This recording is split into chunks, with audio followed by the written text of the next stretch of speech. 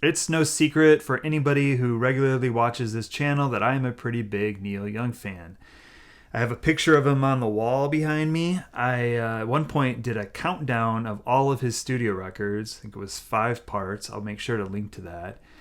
And I generally enjoy listening to his music and talking about Neil. And part of the reason I do that is because the guy is so endlessly fascinating with his archives project. He digs so deep into his own catalog from various different stages and releases a lot of unreleased material, different album configurations, and so far 3 physical box sets of material. Um, he also, a while ago, fantasized or talked about having one online place where you could access all of this stuff, and he made that a reality. I don't know, probably 5, 6, 7 years ago. He started the Archives Project. That's the true archives because there's everything that he's done is on there in a timeline in a filing cabinet. But I was a little surprised this time that he didn't put Archives 3, this brand new archive of his from 1976 to 1987. He did not put that on his site called Neil Young Archives. Okay, I kind of understand. Reprise has been good to him. Unlike Geffen, they entertain these all these crazy, pretty damn cool projects that Neil does, and I'm sure they want to sell out or sell a lot of copies of the physical $400 box set before they put it up online. Now, I bought the first box set. I bought Neil Young Archives, the first one, and I was disappointed in a couple things. Disappointed in the fact that it covered so many albums that are so well known, like Harvest and After the Gold Rush and Everybody Knows This Is Nowhere, and put so many of those songs on the box set. Well, he said recently in his unboxing video for this latest box set called Archives 3 that this is clearly for the diehards. Well, diehards have all that material, so there's that. And I think, honestly, the way he looks at it is this is his current take on his material. He wants you to hear it chronologically. He wants you to hear the songs he wants you to hear. He doesn't put every song from an album like Comes a Time on here from that actual album. He'll put most of them. He does that for just about every record in these box sets. The other thing that really annoyed me about the first Archives is it was on Blu-ray. Now, I understand for maximum sound quality, Blu-ray is a definite step up from CD. But who listens to Blu-rays? I don't. I listened to it, of course, when it came out. But as soon as it was available on the Archives Project, those Blu-rays were never dug out again. And I believe the last Neil Young Archives 2 was put out on CD, and so is this one. In the years since the first Archives and now, I listen to CDs about as often as I'd play a Blu-ray for music back in, what year would that be? I don't know, 2008 or whatever. He put it out, the first Archives. So, I understand people wanting to have the physical thing.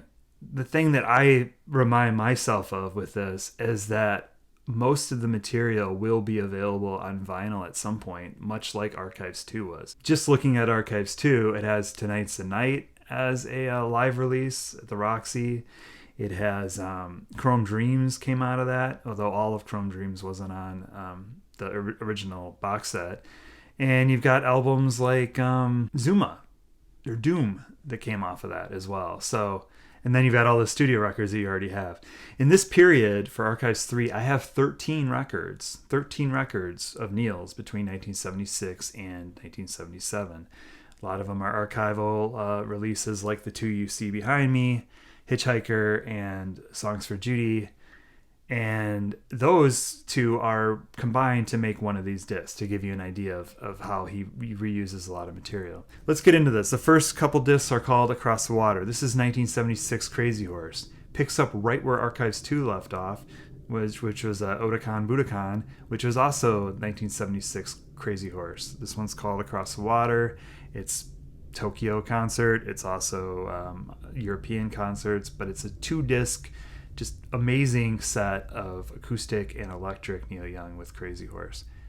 Awesome way to kick off this collection. Disc number 3 is called Hitchhikin' Judy. It is these 2 albums you see behind me. I don't think it has all the songs from Songs for Judy. Maybe even be missing one from Hitchhiker, but it's combined to be Hitchhikin' Judy.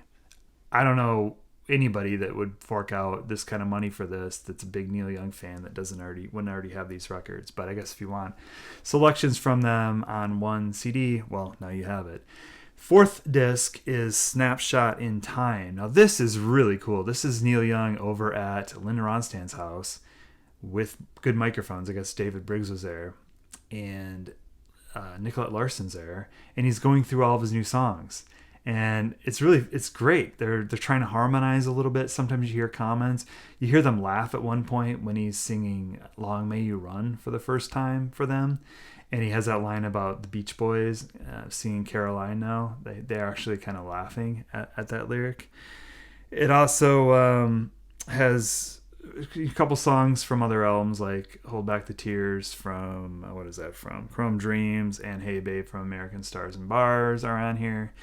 But excellent disc. One of the highlights for me, Snapshot in Time. Then we go into Windward Passage. This is the Ducks material. This is the Ducks album that just came out not that long ago called High Flying. That's pretty much what it is. There might be, I don't even know if there's any extra songs on that. Anyway, Oceanside Countryside is the 6th record. This is him premiering, basically a lot of it's by himself, doing Rust Never Sleeps material and doing what would be Chrome Dreams material. Pretty interesting to listen to. I've already liked some of those versions better than what I've heard on the subsequent records. After that, we go to this thing called Union Hall. This is a rehearsal for a concert that Neil's going to give with Nicolette Larson, and they've got an orchestra backing. So they're going through the set. I thought I was going to love this one. I was really looking forward to this one when I read about it. However, the sound's not that great. I didn't listen to the whole thing yet on that one, but the sound wasn't that great, and it didn't seem like it was really all that interesting. Maybe I was just burned out on the Comes a Time material by this point. That could also be true. I'm going to go back and listen to all this stuff, of course, many more times. This is just like my initial thoughts. After that, we get definitely one of the highlights. Should also at some point be a standalone release. It's the Boarding House material from Neil Young playing a really small place in 1978 in San Francisco and debuting 10 new songs along with other songs, all acoustic. And I mean, the early version of Shots is great, which ended up on Reactor.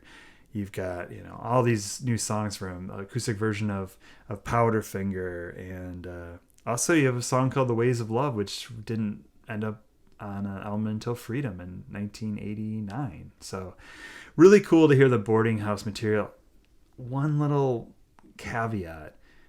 The song selection seems kind of random, how they put it together, and it's from multiple shows, to the point where he talks about playing a song, like I think it's Sugar Mountain. He talks about, at the end of one song, he talks about Sugar Mountain, and he goes into a completely other song. Like whoever put this together did not do a good job of editing it out to make it seem like one concert. But anyway, maybe they can improve that, edit things out, put it together as a cohesive show and a standalone release. I would buy that one for sure. The material's exceptional. After that, you have Sedan Delivery. This one is a real head scratcher.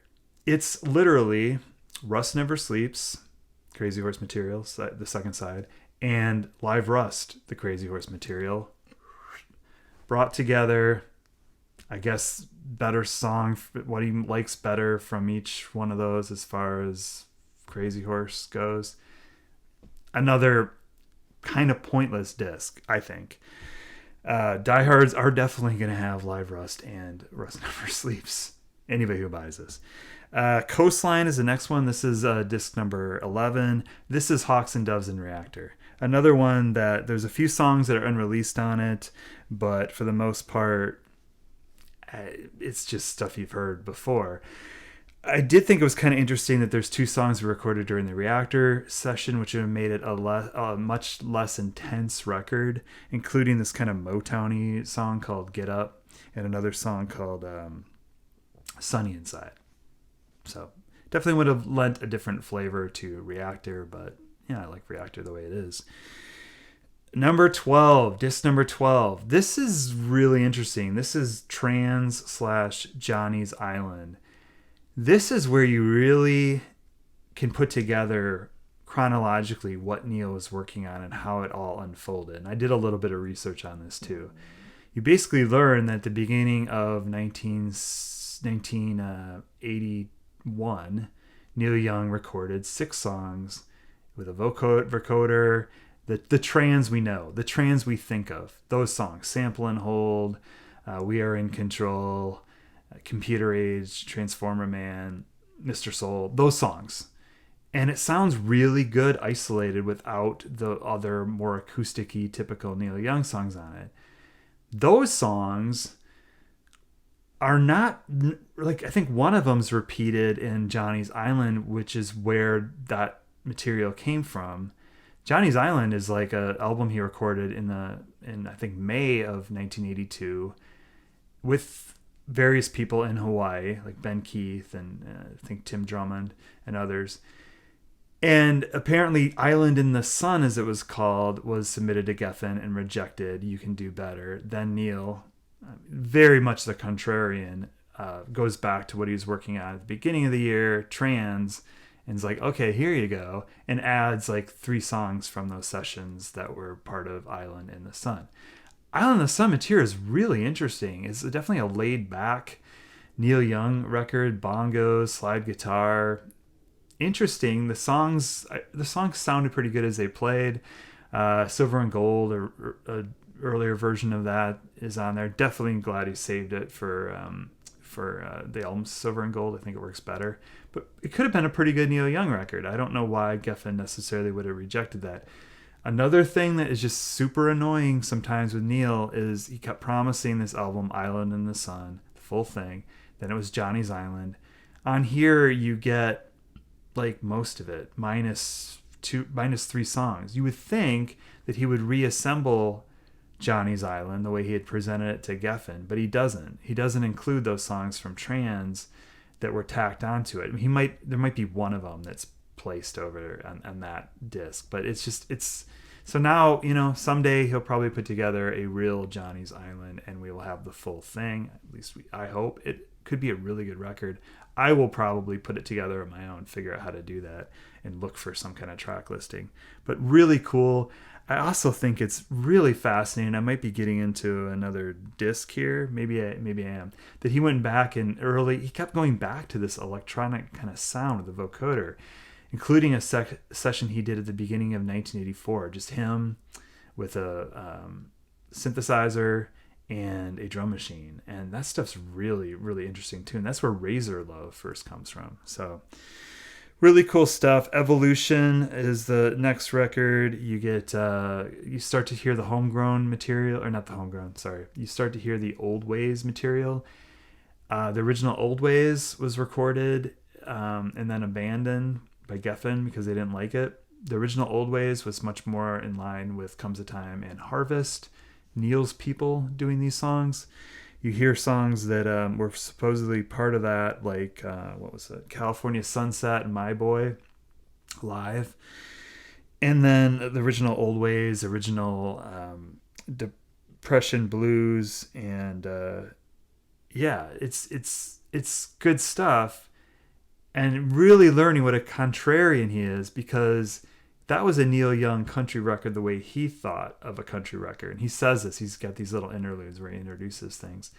And then they didn't want his country record, so a couple years later, he gave them a real country record with Waylon Jennings and Willie Nelson and who's who of country at the time, and really got that modern country at the time sound down, and put out a much less interesting record, I think, in Old Ways 2, I guess, than the original Old Ways. But do we have the whole reassembled Old Ways? No, like it would be really cool if we did. Again, I could see him doing that as an archival standalone vinyl record at some point. We get into, I think we're into, oh, and Everybody's Rockin's on here. You hear a lot of songs from Everybody's Rockin'. Did we need that? I mean, do we need these albums that nobody really liked in the first place? I must say it sounds a little bit better though. They must have redone it a little bit, EQ'd it or something. Next we have Touch the Night. This is pretty cool. This is a live record. A lot of the material ended up being on Landing on Water. Only it's just a rock band. It's him, Neil Young and Crazy Horse live at the Catalyst in Santa Cruz, premiering tons of new songs. A song called So Tired is excellent. Hadn't heard that before. There's a song called Rock, which kicks it off. I don't know that that's, going down as a new Neil Young classic anytime soon, but it definitely, the whole set has a vibe to it. And you would never believe that listening to a song like Violent Side or what's the other one? Touch the Night. They're on Landing on Water. That it would sound a couple years later like it does on Landing on Water. But apparently Neil was trying to get this rock record done and he couldn't figure it out and kept coming back to it. So, but you hear 6 new songs on this particular disc 14, and then the only songs that are familiar are Barstool Blues and Welfare Mothers. One of my least favorite Neil Young songs. I think it's one of the dumbest songs I've ever heard. You can't like everything by somebody. Okay, disc number 15. This is called Gray Riders. This is the Treasure record with International Harvesters, plus a whole lot of other songs from that period. It's all live. It's Old Ways 2 sound, with a whole bunch of other songs that I don't think ever made a record. But it sounds okay. I didn't listen to the whole thing. I was not in the mood to really listen to that too much today. Road of Plenty is disc number 16. This is Landing on Water. It's Landing on Water, and there's 2 unreleased songs. Road of Plenty is one of them that sound pretty good, but they're definitely in that vein. And then you also have When Your Lonely Heart Breaks, a different mix of it that does sound a lot better than the song that was on Life. This is the only album, only moment in the entire collection that has anything that was on the album Life, which came out in '87. Then we wrap up with disc number 17, which came out on the archives a couple years ago. I remember it was Christmas, I think, and it was like his Christmas gift to us, and it is fantastic. It's called Summer Songs. It's him in a studio going over playing his latest songs. There's overdubs on it. I mean, it's pretty well done. And this is songs that will make you look at Crosby, Stills, Nash and Young record that I don't even remember what it's called. American Dream. Okay, the song American Dream is on here. There's American Dream stuff, and then there's a lot of things that were on Freedom, that made Freedom. And then For the Love of Man, I think that was on a much later record. That's on here too. But it has a really cohesive sound to it. It's recorded really well. It is recorded digitally. I think that maybe that's part of the reason he didn't put it out as a standalone record yet. Excellent collection of songs. Really good. Really shows what he was on the cusp of. This is 1987. These songs wouldn't start seeing release until most of them until Freedom. And yeah, the beginning of definitely his comeback, which the next archives box is really going to cover. So there you have it. That's my take early on this collection. I'm going to keep listening to it. I'm going to probably spend more time with certain sections of it, certain discs, than others. But the highlights for me, going back and looking at this, is Across the Water by Crazy Horse, killer 1976 concert, 2 discs.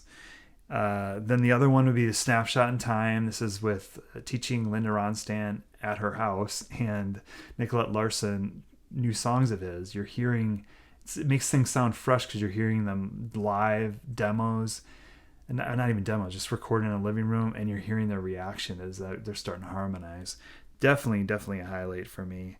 The others would be the Boarding House unbelievable, just great. It's like the first side of Rust Never Sleeps or the very beginning of Live Rust, but it just keeps going and going and going. It's all these acoustic songs. He introduced 10 new songs over the course of these 2 discs on that one. Also for me, the Trans and the Johnny's Island. It's a really interesting period, and it's really interesting how he played around with it and all the little experiments he did with going back to the sound of trans. And I find that whole thing really fascinating. And then the one that we've heard the most, if you're a Neil Young fan and have the Archives website, which is where all this stuff lives, is Summer Songs, 1987, which I just talked about. Those are definitely the highlights for me. Fascinating look at Neil. He just puts it out there, and then you kind of got to make sense of it a little bit. And if it's anything like the last Archives, we're going to get a lot of, like I said, a lot of material that's going to fall out of this, because he doesn't really seem to let go once he puts out the physical, box set. It's just the beginning of this much larger, I guess, if for people who want physical things, CDs in particular, it's just the beginning of just a sample of what the larger Archives project is online. Anyway, hope that made sense. I think it's fantastic. And yes, I'm sure, hearing some of the older songs, even though, they're available, everybody's had them for a long, long time, in the right context and realizing what songs go along with it, the outtakes and all that, it can be a pretty fascinating listen. So I'm going to get back to listening, although maybe I'll take a little break. I mean, that was a lot of Neil, but it's a fun journey. Nobody else is really doing this with the dedication that he does. Dylan puts out a lot of rare stuff, but he's not involved. Neil's doing everything here. So, and that's part of what makes it so crazy and interesting. So anyway, thank you very much.